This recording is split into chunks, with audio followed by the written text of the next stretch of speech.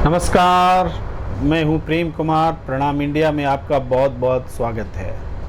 America में Donald Trump पर हमला हुआ, जानलेवा हमला हुआ, बाल बाल बचे, ज़िंदगी बच गई, खुशकिस्मत रहे। लेकिन इस हमले को लेकर भारत में भी तरह तरह के सवाल उठ रहे हैं। क्या अमेरिका जैसी घटना भारत में भी हो सकती है? ये घटना हुई तो क्यों हुई, और जिन कारणों से हुई क्या वो कारण भारत में भी मौजूद हैं? कहने का मतलब ये है कि क्या नफरत की पॉलिटिक्स जो अमेरिका में भी है, भारत में भी है, क्या नफरत की पॉलिटिक्स डोनाल्ड ट्रंप पर हमले के लिए जिम्मेदार है, या फिर कोई बड़ी साजिश रची गई है जिसमें डोनाल्ड ट्रंप की हत्या की जानी थी? यह साजिश, इसके दो पहलू हो सकते हैं। एक पहलू कि यह हमला स्वयं करवाया गया हो, और एक पहलू कि जो प्रतिद्वंदी है, प्रतिपक्ष है या शत्रु है, राजनीतिक प्रतिद्वंदी हैं, उनकी ओर से हमला कराया गया हो। मैं इस चक्कर में नहीं पड़ता कि किसने हमला कराया, वो जांच का विषय है। वो वक्त बीतने के बाद, बहुत बाद में पता चलेगा, शायद पता नहीं भी चले। लेकिन क्या डोनाल्ड ट्रंप पर हुए हमले को एक ऐसी घटना के रूप में रखा जाना चाहिए कि अब भारत में भी ऐसे हमले हो सकते हैं, और इसके लिए जिम्मेदार वो लोग होंगे जो प्रधानमंत्री नरेंद्र मोदी जी के खिलाफ वातावरण कथित तौर पर बना रहे हैं? क्या इस रूप में इस घटना को वर्णन किया जा सकता है? लेकिन ऐसी कोशिश हो रही है। यह खतरनाक कोशिश है। राजनीतिक अभिव्यक्ति को रोकने के लिए, राजनीतिक प्रतिद्वंदिता को, स्वस्थ स्पर्धा को खत्म करने के लिए किसी एक नकारात्मक घटना का उदाहरण नहीं हो सकता, नहीं होना चाहिए। हम अपने प्रधानमंत्री की आलोचना क्यों नहीं करेंगे? प्रधानमंत्री आलोचनाओं से ऊपर क्यों हैं? क्यों होना चाहिए? इस देश के अब तक जितने भी प्रधानमंत्री हुए हैं, सबको आलोचनाओं का शिकार होना पड़ा है, उनको उन आलोचनाओं से जूझना पड़ा है। इसे ही राजनीति में कठिन परीक्षा कहते हैं, और इस परीक्षा को राजनेताओं को देना होता है, प्रधानमंत्री पद पर बैठे हुए व्यक्ति को देना होता है। लोग स्मरण करा रहे हैं कि प्रधानमंत्री नरेंद्र मोदी जब पंजाब गए थे तो ब्रिज के बीच में फंस गए थे, और उस समय उनकी सिक्योरिटी को बहुत बड़ा खतरा था, बिल्कुल खतरा था, और वो अप्रिय स्थिति थी, वो सुरक्षा व्यवस्था में चूक भी थी।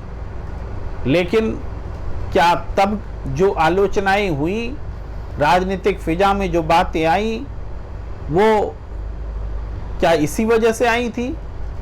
सच ये है कि उस घटना के बाद जब प्रधानमंत्री नरेंद्र मोदी चंडीगढ़ एयरपोर्ट पर पहुंचे तो उन्होंने पंजाब के अधिकारियों को कहा कि जाकर मुख्यमंत्री को बता देना कि मैं जिंदा बच आया हूं।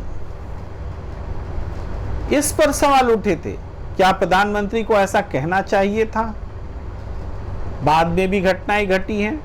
उत्तर प्रदेश में वाराणसी में अपने संसदीय क्षेत्र में प्रधानमंत्री को अपने ऊपर, उनके काफिले पर, उनकी गाड़ी पर चप्पल झेलने पड़े हैं, चप्पल फेंके गए। किसने चप्पल फेंका? कौन थे हमलावर? एक थे, एक से ज्यादा थे? ये स्पॉन्टेनियस यानी स्वतः स्फूर्त कोई घटना थी, या किसी साजिश का हिस्सा थी, या कोई ट्रायल था कि बड़ी घटना होने वाली है, उसके पहले का ये संकेत था? ये सारे सवाल हैं जिनका जवाब हमें मिलना चाहिए, देश को मिलना चाहिए। लेकिन अब तक इस बारे में कोई चर्चा नहीं हो रही है, कोई बात नहीं कर रहा है कि किसने चप्पल फेंका प्रधानमंत्री पर। तो क्या ये सवाल महत्वपूर्ण नहीं है?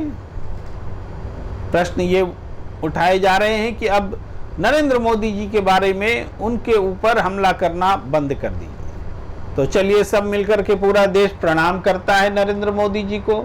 आप नॉन बायोलॉजिकल हैं, आप दैवीय हैं, आप दैवीय शक्ति से यहाँ बैठे हैं, आपकी हम आलोचना ही नहीं कर सकते। आप तो राजा नहीं चक्रवर्ती सम्राट हैं। इस भाव में हम आ जाएं तो फिर डेमोक्रेसी कैसी है?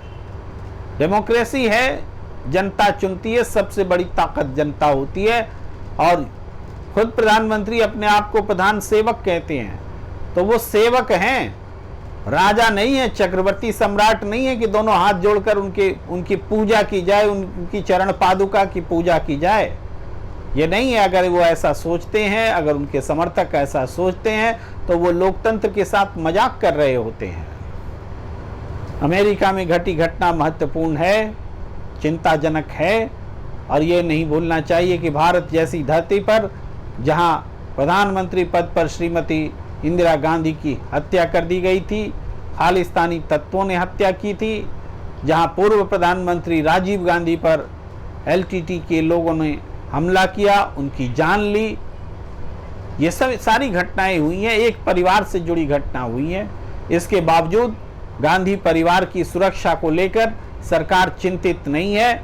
यह भी महत्वपूर्ण बात है। चाहे प्रियंका गांधी वाड्रा का सुरक्षा घेरा हटाया जाना हो, चाहे राहुल गांधी से उनका घर वापस लिया जाना हो, और भी बहुत सारी बातें हैं जो सुरक्षा को के नज़रिए से महत्वपूर्ण सवाल हैं। तो राजनीति हिंसा से ऊपर हो, ये ज़रूरी है, लेकिन नफरत की सियासत भी गलत है। पर सत्ता का विरोध करना नफरत की सियासत नहीं है।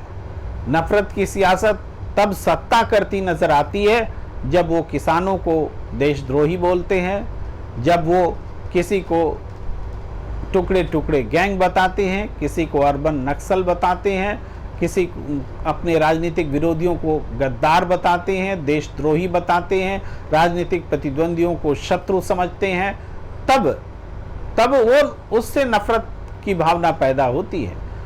जय संविधान और जय हिंदुस्तान बोलना गलत नहीं है, लेकिन जब संविधान की हत्या का दिवस मनाया जाने लगता है, तब कोफ्त होती है कि हत्या का भी दिवस मनाया जा सकता है। शहादत दिवस तो हमने सुना है, और इस बारे में एक बात साफ है कि जब महात्मा गांधी की हत्या का दिवस हम मनाएंगे तो गोडसे गौरवान्वित होगा, और जब हम महात्मा गांधी का शहादत दिवस मनाएंगे तो महात्मा गांधी गौरवान्वित होंगे। आपको चूज करना है कि हत्या दिवस मनाया जाना चाहिए या शहादत दिवस मनाया जाना चाहिए। यही उत्तर है बीजेपी ने जो तय किया है कि संविधान की हत्या का दिवस मनाया जाए। इसकी सबसे बड़ी आलोचना का यही सबसे बड़ा आधार है। इस बातचीत को फिलहाल यहीं पर विराम देते हैं। हमें दीजिए इजाज़त। धन्यवाद। नमस्कार।